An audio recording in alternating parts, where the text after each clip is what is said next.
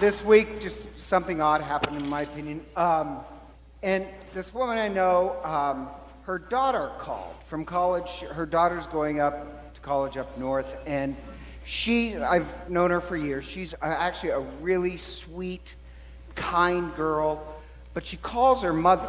And she calls her mother because she was playing with her dorm keys. She lost her fob and her dorm keys, and she's panicking. And she calls her mother, and she's basically kind of screaming at her mother.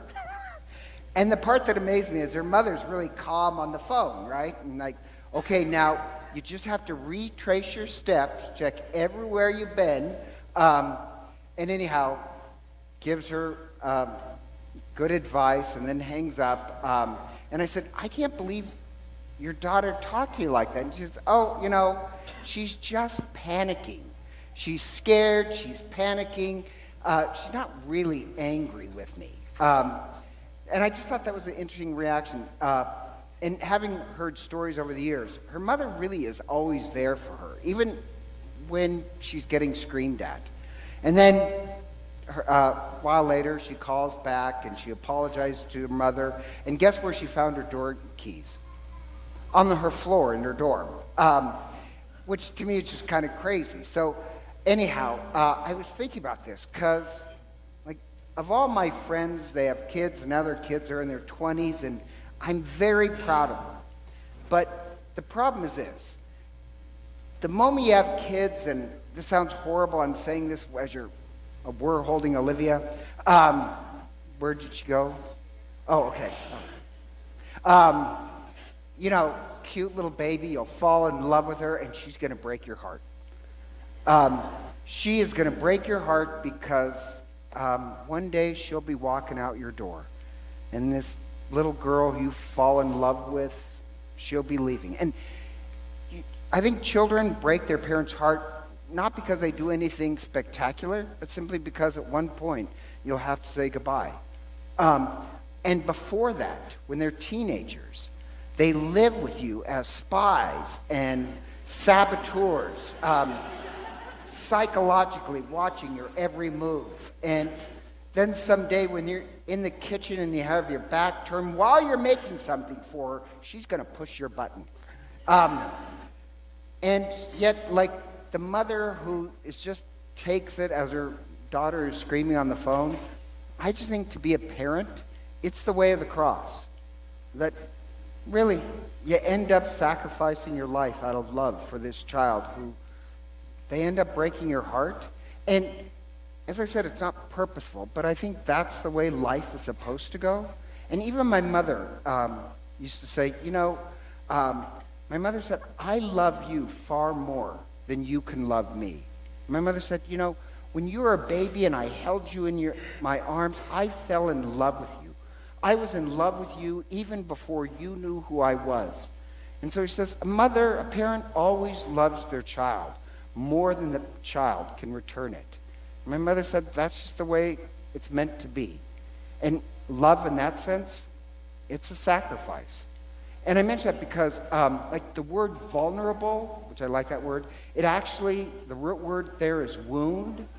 That to be vulnerable is to be wounded. And vulnerability is not a weakness. It's actually a strength that makes us more and more compassionate. But it does require a wound.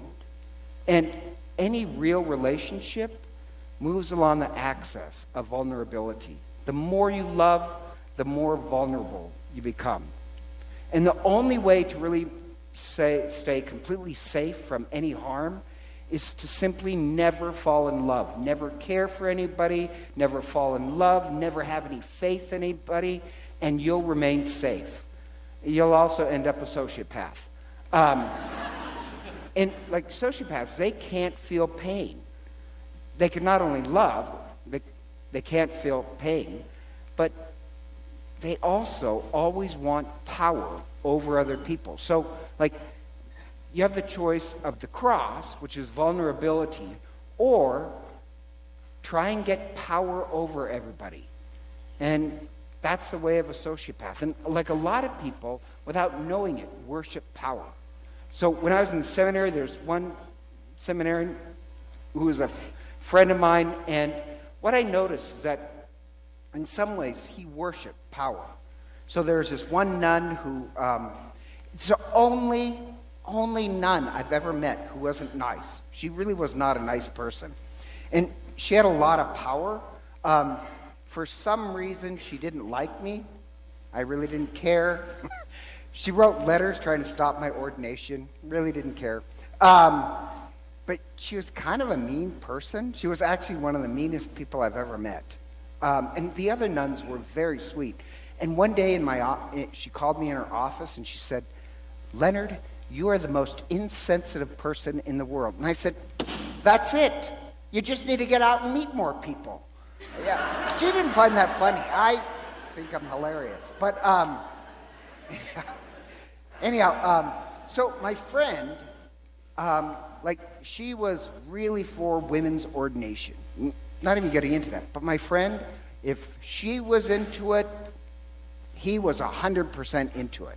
And then she left. She actually lost her job, and this other priest takes over, and this priest is ultra-conservative, and my friend suddenly becomes ultra-conservative. And who's ever in power, he'll just reflect that. So he became a priest in another diocese, and he always wanted to be a bishop, but what he really worshipped was power. And I have been so impressed, even though I haven't seen him in years. I've met several people who he knows him as a priest, and he doesn't want to be a bishop. He works with the poorest of people, and they all say he's so incredibly humble, and he really shows love towards other people. And I just mention that because he no longer is concerned about power. He's concerned about really loving his people. He does great work. And so the same way he left his worship of power to become incredibly vulnerable, that's what's going on in today's gospel. You have James and John, and James and John, they go to Jesus and says to Jesus, "Do what we tell you to do." Now, just in case you didn't know, that's not how this relationship works. Christ is God, the King. You don't tell God what to do. It works the other way. God tells us what to do. And I just mention that because, I always meet people who say, "Oh, no, I prayed to God, and when I was 13 years old, I prayed that God would give me a pony, and I didn't get a pony, and so..." No, God's the King. God gives us the orders. But Christ is very patient, and he says, "Well, what's your request?" And I said, "Well, when you come into your glory, make sure one of us is at your left and one of us is at your right." What they're worshiping is power. What they want is to use religion for power. And Christ says, "Well, that's not mine to give." And he says, "You don't know what you're asking." Now we do, because we know when he ends up on the cross, who's going to be at his left and right are two other crosses. But James and John thinks it's all about power. And so what they're thinking is that there are going to be thrones there.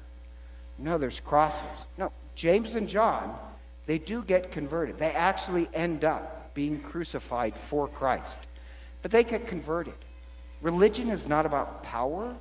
It's actually the opposite. Religion is about becoming vulnerable. A truly faithful person, you actually end up on the cross with your heart being pierced.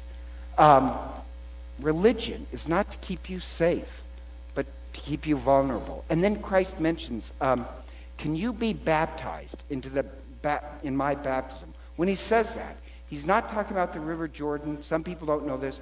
Jesus' baptism is not the River Jordan. That's John's. Jesus will refer to the cross as his baptism. So Olivia, when she's baptized tonight, did she run away again? She's being baptized into the death and resurrection of Christ. And the idea there is that, no, in baptism, we're joining Christ on the cross. We're dying to our need for power or selfishness. Or he says, can you drink from the cup that I'm going to drink from? And the cup is the cup that we use at Mass. But in the Old Testament, there's several cups. There's the cup of blessing, the cup of salvation, the cup of love. That sounds nice.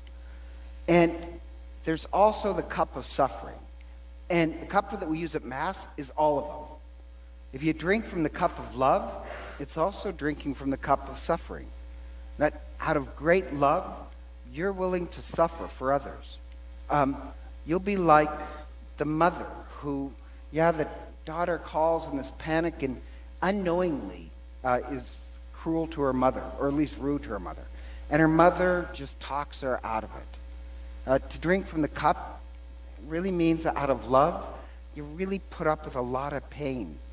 It's kind of like St. Ignatius. St. Ignatius, the patron of our school, when he was a very young man, in case you didn't know, what he wanted most was power. He has this conversion, and then it's not power for himself he wants. It's actually for the greater glory of God. And so the odd twist, when they say, when you come into your glory, your great glory is when you love and pour out your life and suffer for other people. Your glory is not power. It's actually unconditional love. So in tonight's baptism, or when you go to communion, you're sharing in this pledge of the cross that out of love, you'll pour out yourself to other people. You will be like the mother. And so if you still want Olivia baptized, oh good, you're bringing her back. Let us stand and pray for this child.